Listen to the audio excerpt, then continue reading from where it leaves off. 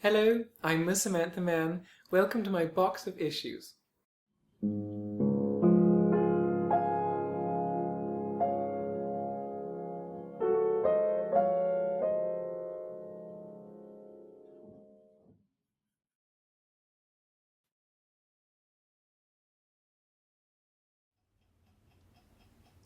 Hello, good afternoon, and welcome to what is really the first episode of the new series here at Miss Samantha Mann's Box of Issues. We're calling this series, You Do It is the title we've come up with. You Do It, Miss Samantha Mann's Guide to Freelance Agony Aunting.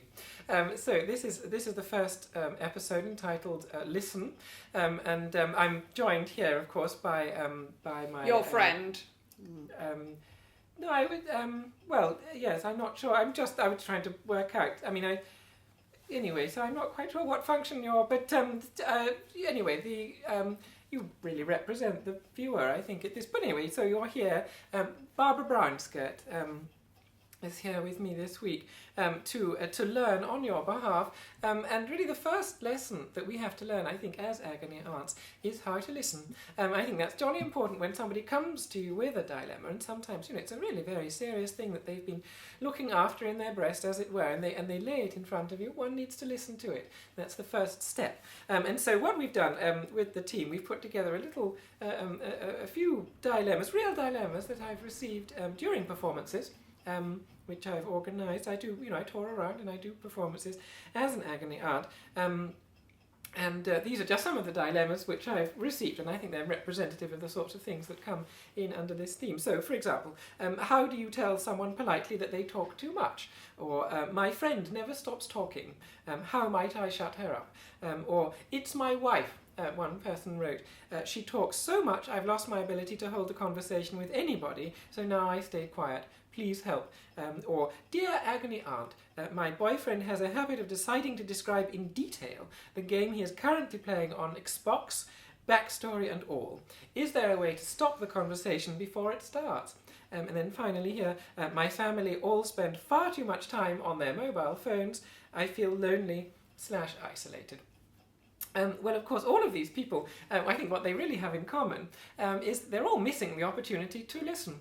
And I mean, particularly that last example, all these people on their mobile phones, a wonderful opportunity for some really uninterrupted listening there. And you might learn all sorts of things. So I think instead of trying to stop other people talking all the time, I think all of us could probably benefit from just accepting that this is a moment when we need to stay silent and listen to what other people have to say. So I think that's probably what I would say is...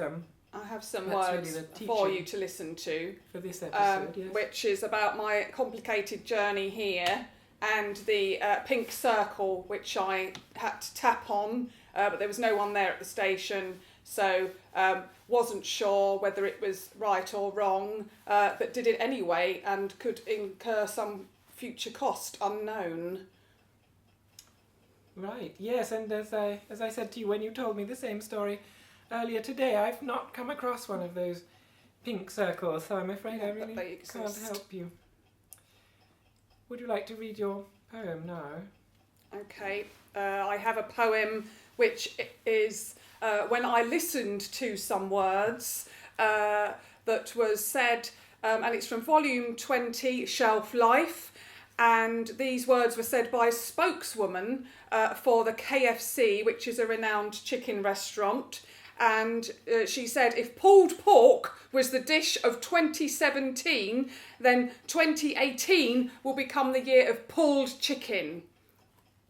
And lovely short poem for us this week. Thank you very much for coming along, Barbara, and thank you all very much for watching. Next week we shall be looking at understanding. Until then, thank you. Do visit the Facebook page, look for Ms. Samantha Mann.